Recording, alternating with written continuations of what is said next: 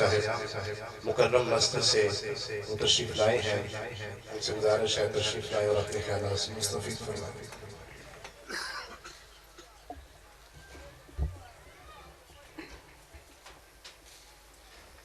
السلام علیکم ورحمۃ اللہ وبرکاتہ۔ ان الحمد للہ والصلاة والسلام علی رسول اللہ اشہد ان لا الہ الا اللہ وحدہ لا شریک لہ واشہد ان محمدا عبدہ ورسولہ صلی اللہ علیہ وسلم، اما بعد۔ اعوذ باللہ من الشیطان الرجیم، بسم اللہ الرحمن الرحیم۔ انما یعمر مساجد اللہ من آمن باللہ والیوم الآخر۔ عزیزان گرامی،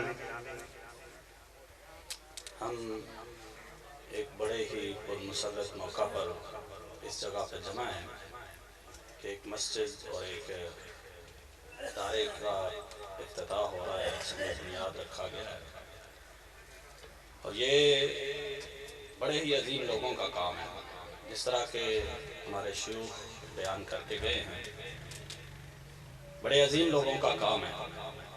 انبیاء یہ کام سر انجام دیتے رہے ہیں، اور پھر انبیاء کے وارث اسی کام کو جو ہے نا وہ لے کے چل رہے ہیں۔ اللہ رب العزت نے فرمایا ہے کہ اللہ کی مساجد کو آباد کرنے والے وہی لوگ ہوتے ہیں جو اللہ پر ایمان رکھتے ہیں اور یوم آخرت پر جن کا ایمان ہوتا ہے، جن کے دل میں ایمان کی چنگاری ہوتی ہے، وہ اللہ کی مسجدوں کو آباد کرتے ہیں۔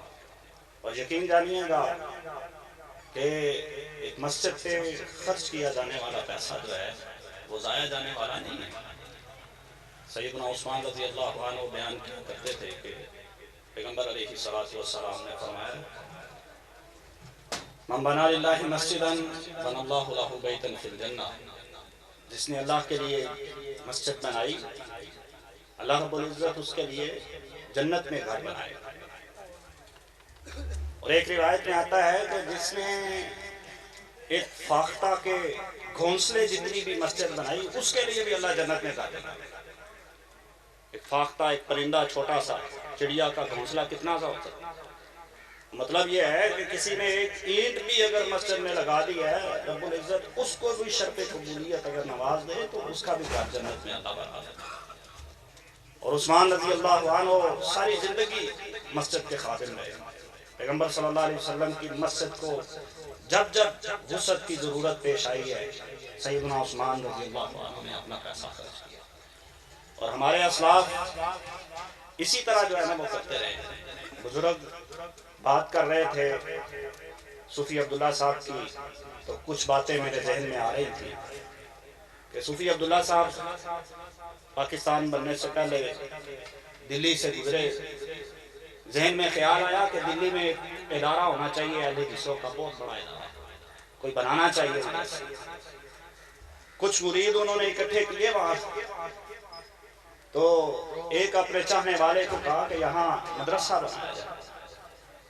تو انہوں نے وہاں مسجد کی بنیاد رکھی، لوگوں نے خرچ کیا، دارالحدیث رحمانیہ کے نام سے دلی شہر کے اندر جو ہے نا وہ مدرسہ بنایا۔ اور آج اگر ہم اس ادارے کی تاریخ پڑھتے ہیں تو آج ہمارے مدارس میں جتنے بڑے بڑے علماء موجود ہیں وہ سارے اس ادارے کے خیر یافتہ ہیں۔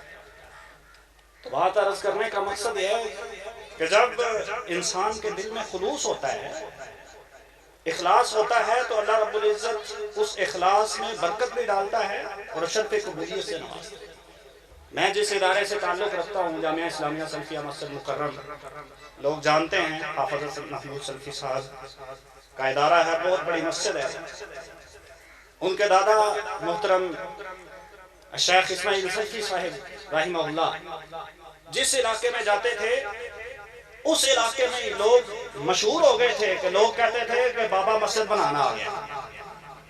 گجرانوالہ جب آئے تھے، اس وقت گجرانوالہ میں اہل حدیثوں کی صرف 2 مسجدیں تھیں، اور جب فوت ہوئے ہیں تو 1000 کے قریب مسجدیں جو ہے نا وہ گجرانوالہ کے ارد گرد نواحی علاقوں میں بنا، اور دور دراز کشمیر کے علاقوں میں سفر کریں تو آپ کو تختیاں لگی ہوئی جو ہے نا وہ ملتی ہیں کہ اسماعیل سلفی صاحب یہاں آئے اور وہاں انہوں نے جو ہے نا وہ سنگ بنیاد رکھا، مسجد بنا کے گئے۔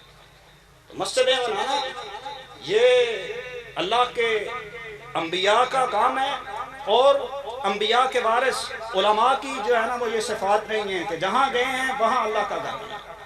اور مکرم مسجد آج الحمدللہ اہل حدیثوں کا گجرانوالہ میں مرکز ہے، اور اتنا بڑا جمعے کا اجتماع پورے گجرانوالہ میں کسی اور جماعت کا نہیں ہوتا جتنا بڑا اہل حدیثوں کا یہ جو ہے نا مسجد مکرم میں ہوتا ہے۔ تقریباً جو ہے نا وہ 10,000 کے قریب بندہ، شاید اس سے بھی زائد ہر جمعے میں جو ہے نا وہ شریک ہوتا ہے، بہت بڑا ادارہ۔ اور ہمارے بزرگ بتاتے ہیں وہاں اس مسجد کے متولی ہیں، پرانے نمازی ہیں، وہ کہتے ہیں کہ اتنی جگہ جب خریدی تھی حکیم محمود صاحب نے تو اس وقت علاقے کے لوگ تانے دیا کرتے تھے کہ حکیم محمود اتنے اتنے لوگوں نے کتوں آنا نماز پڑھنا، اے مسجد آباد کے میں کرنی، ایڈی بڑی مسجد تو بنا چلا۔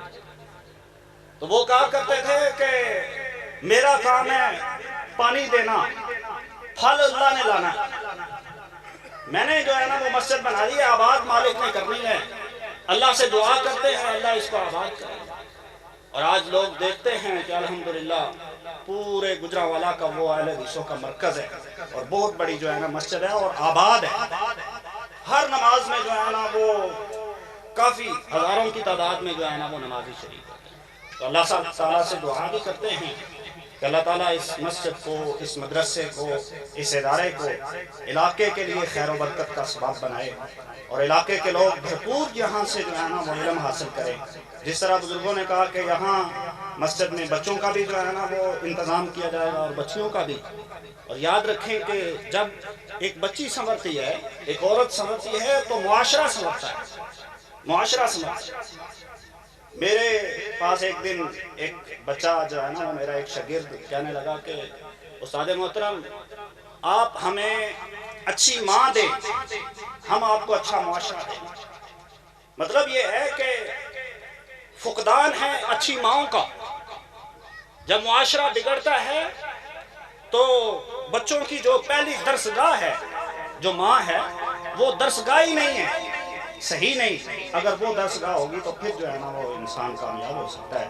تو عزیزان گرامی، اللہ تعالیٰ ہمیں جو ہے نا وہ اس معاملے میں سرخرو فرمائے، انتظامیہ کو بھی جو ہے نا وہ اللہ توفیق دے کہ بھرپور اس ادارے کو چلائے۔ قولی ھذا استغفر اللہ لی ولکم، سبحان ربک رب العزۃ عما یصفون، وسلام علی المرسلین۔